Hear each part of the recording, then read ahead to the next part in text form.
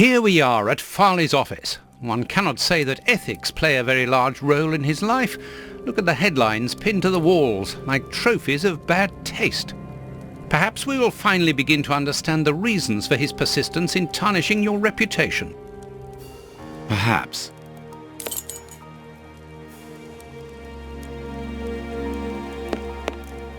Coffee. It's still hot.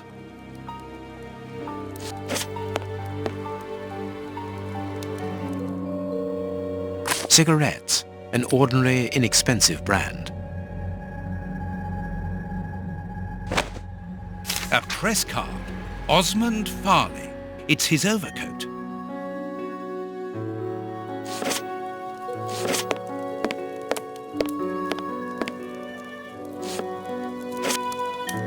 This is an electric box.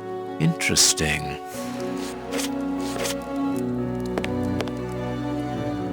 This door is locked. Is Farley afraid of being interrupted suddenly? I must go out for a while, Miss Jean. I won't be long. Ask my appointments to wait, and send this message as a matter of urgency.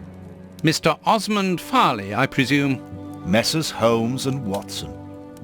What a surprise. What is there so surprising about being visited by the targets of your slander? I never slander. I inform. You will have to accept the consequences of these articles, Mr. Farley. Those words sound like a threat, Mr. Holmes. I never threaten.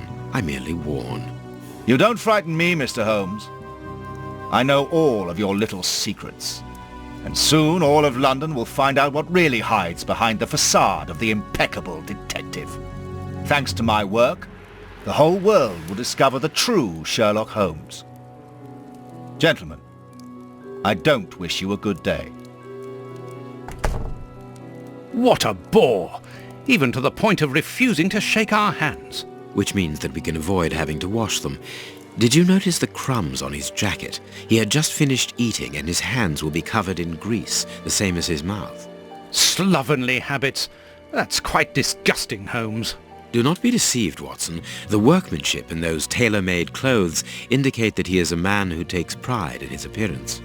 If Farley has left without brushing off his jacket or washing his hands, then it is because he spotted our approach and wished to avoid us at all costs. But why? We will find out by searching his office. The secretary will stop you. Please reassure me, Holmes, you don't intend upon knocking her out? Only if we exhaust every other viable alternative. The secretary is occupied in sending a telegram via their electric telegraph. Farley asked that she should do so before he left. We must find a way of interrupting the transmission, which will oblige her to go to the telegraph office in Kensington. It will take her some time to get there, and if we add on the time it takes to send the telegram and then return here, we should have ample time to search the office without being disturbed. I suppose it's unnecessary to point out the illegality of this search? I'm afraid so.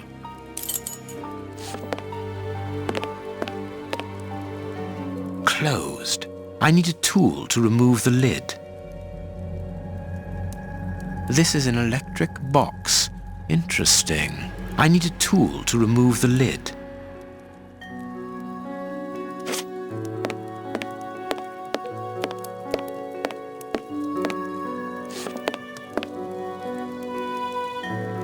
This hanger has a large iron hook.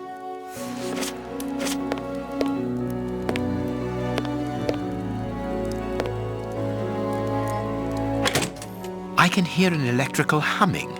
The secretary is using the electricity supplied by this switch. Let us see if I can cause a short circuit.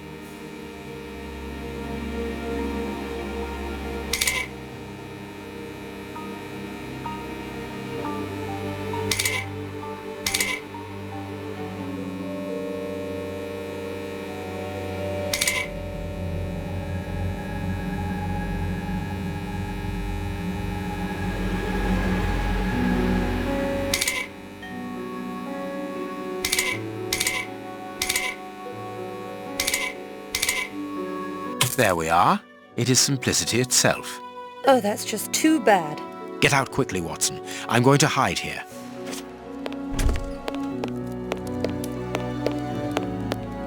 The way is clear.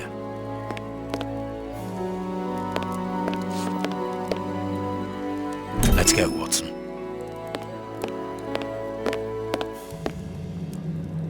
The ribbon is missing from this machine. A makeup case with a good brush. A page of this notebook has been torn out. We can only see the title in shorthand and today's date. It's a message that the secretary must send urgently.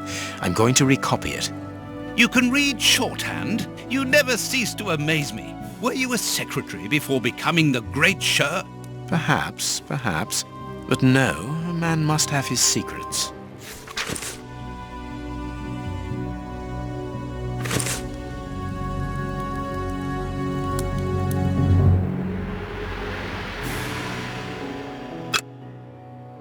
I can make out the marks, but I need something to bring them to light.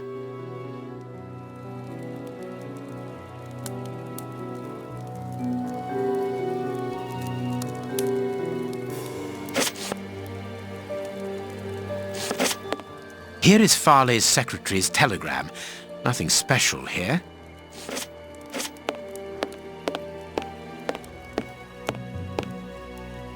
The key is still in the lock.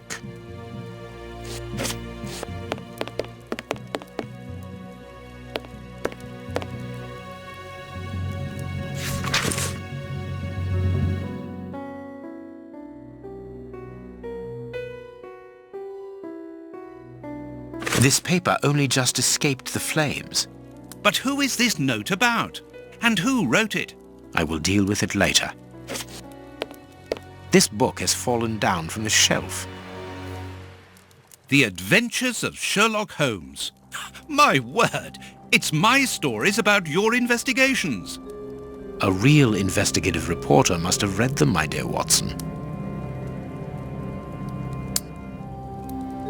My adventures have fallen from this shelf.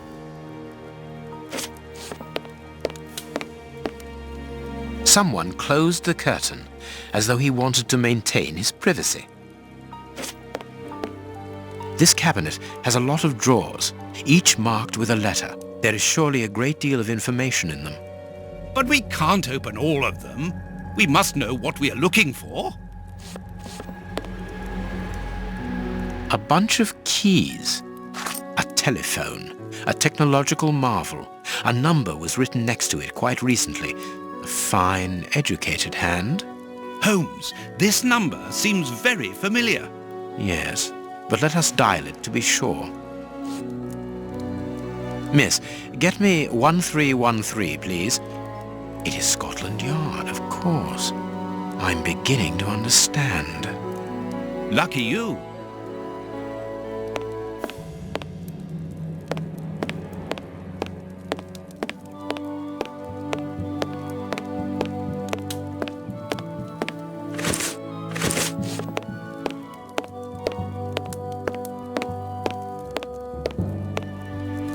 Judging from all the notes on the board, our reporter is an assiduous and organized worker.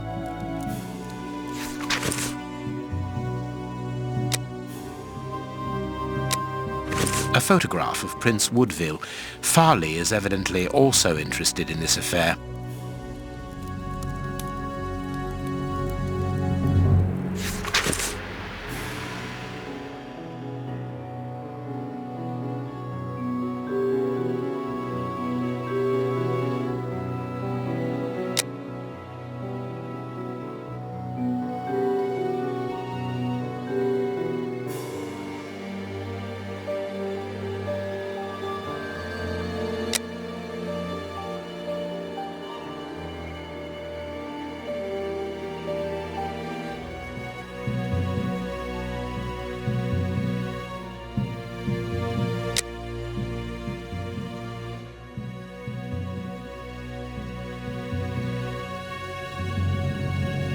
Here's what is strange, an attack of collective insanity.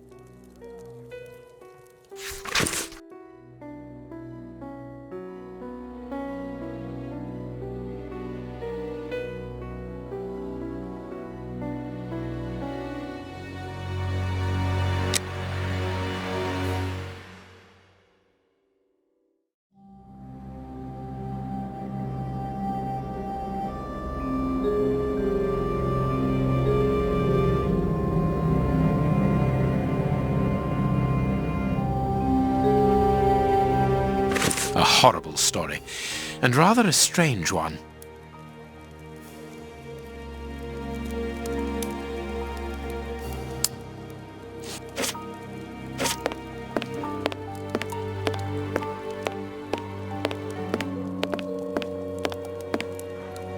The secretary has just changed the typewriter ribbon.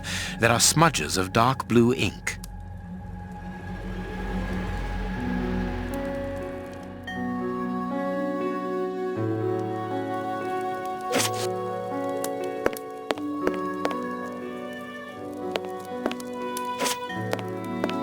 This armchair is out of place. This ashtray is worth examining. This ash comes from an ordinary, well-known brand of cigarettes. It is still warm. The cigar end is still hot.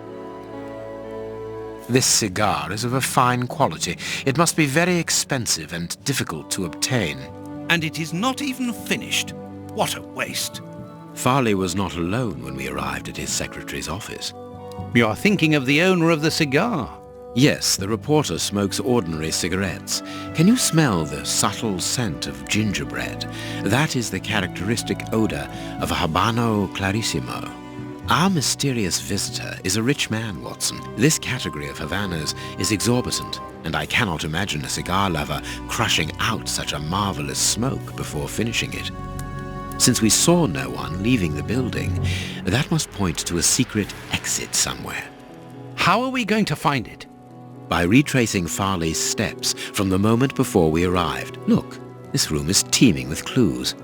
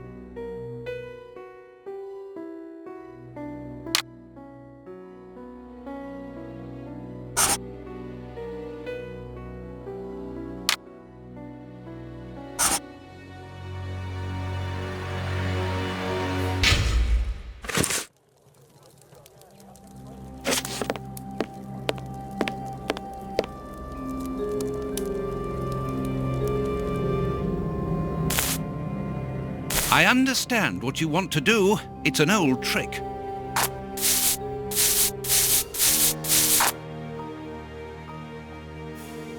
I can see what has been written. Please write it down. Very well, Holmes.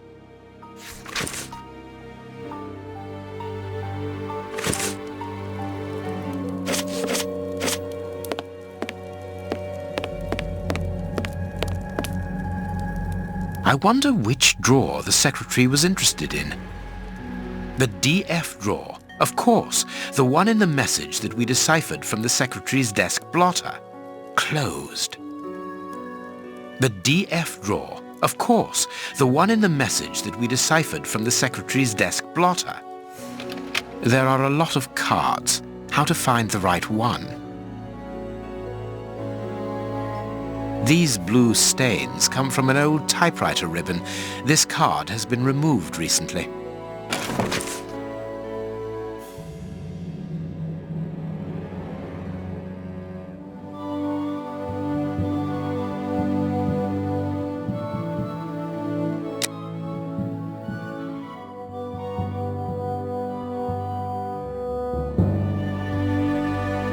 This card has got grease marks on it. The reporter made them. Apparently he's making inquiries about Prince Woodville, too. But where do you come into all this? Look, if we pull the curtain a little, we can see out into the street.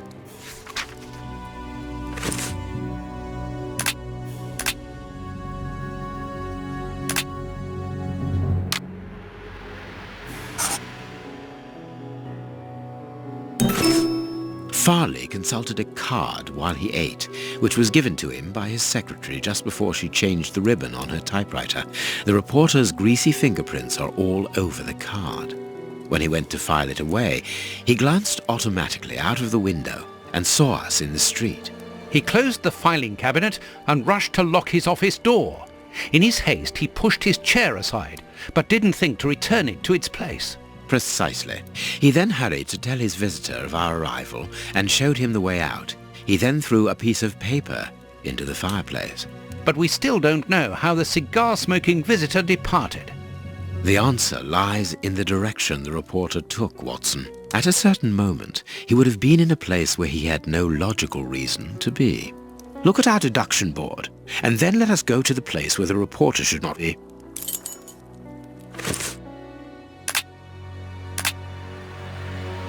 Perfect.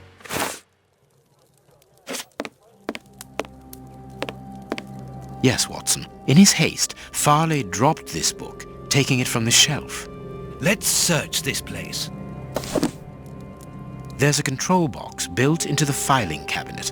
This box must open the secret door. We don't know the combination, Holmes. The answer is perhaps within the question, my dear fellow.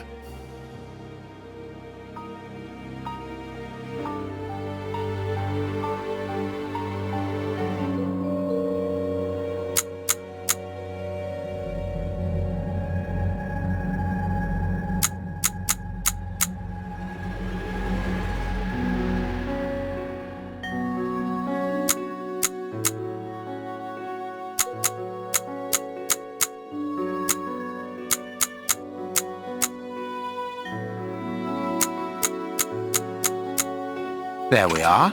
It is simplicity itself. Let us go and look at this secret exit, Watson.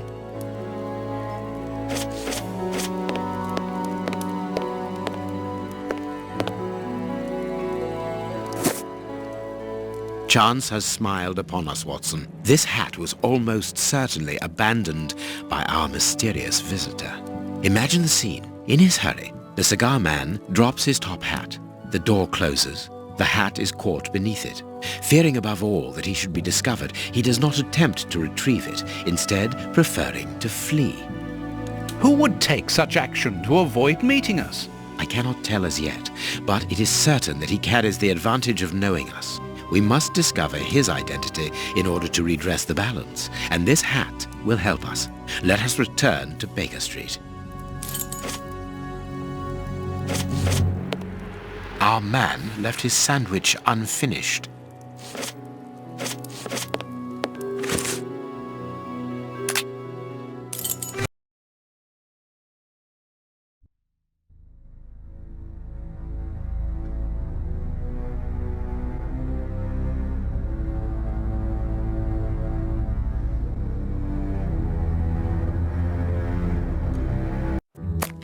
Let's hope that an examination of this top hat will reveal to us the identity of its owner. It will, you can be sure of that. For once, I must insist that you allow me to work alone, Holmes.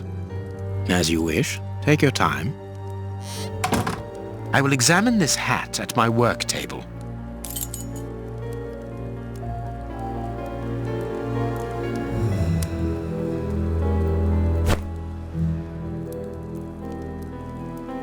This hat is of an exceptional quality. The man who owned it is wealthy.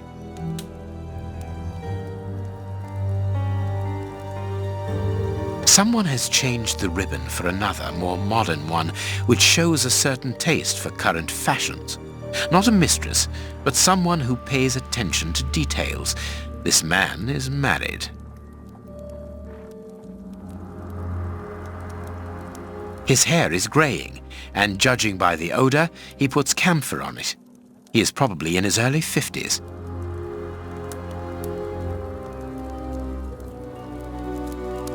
Slight scratch marks. Slight scratch marks.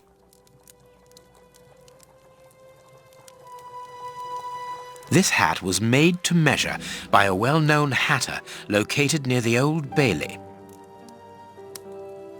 Slight scratch marks. Slight scratch marks. The man wears glasses, and whenever he puts them on, he grazes the sides of his hat.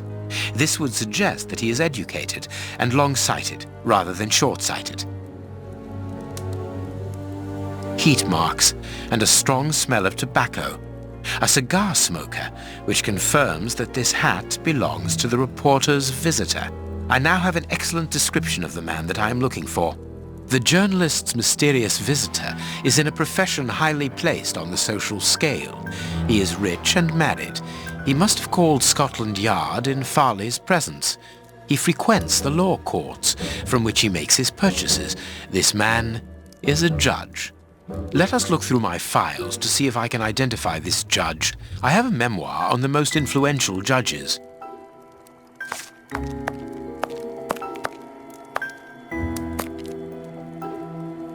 I have found my file. I must place it on my work table.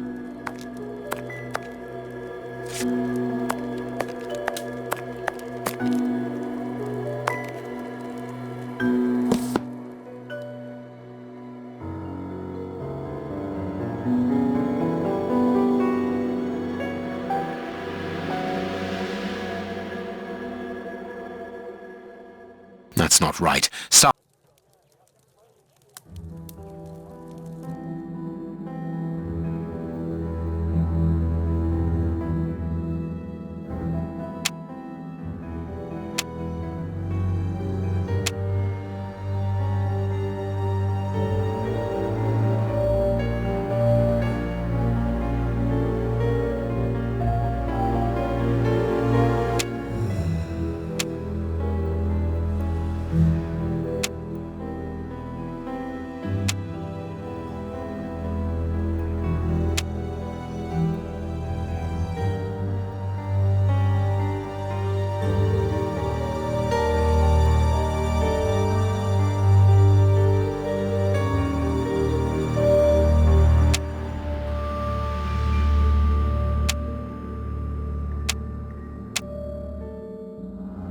Right. It is him, Judge Beckett. Have you discovered the top hat's secrets, Holmes? Watson, this hat belongs to Sir Coots Beckett, a judge of the court at the Palace of Justice in London. A judge? Wait, did you say Sir Beckett? That name rings a bell. Yes, that's it. What an extraordinary coincidence. Holmes, I was reading something about him in the Globe Explorer only this morning. Decidedly, this Beckett seems to have solid ties with the gutter press. I bought it from a rascal who ran off without giving me my change. I'm sure that I've seen him before, and... Spare me the details, Watson. Show me the article.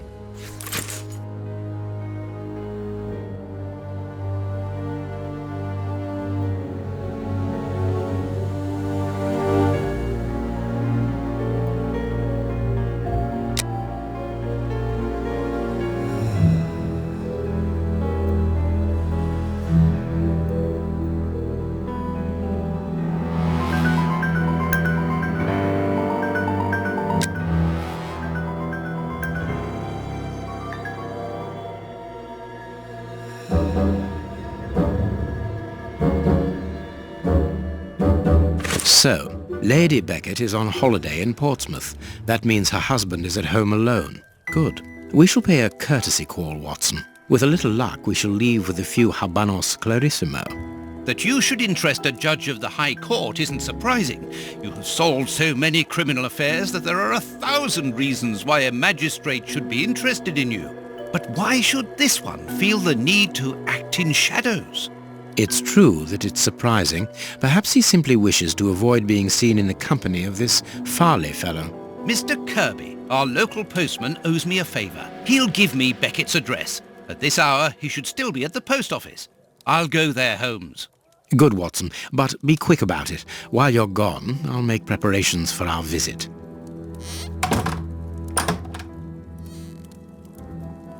Sir Coots Beckett. I've got the address. We can go round after a nice cup of tea.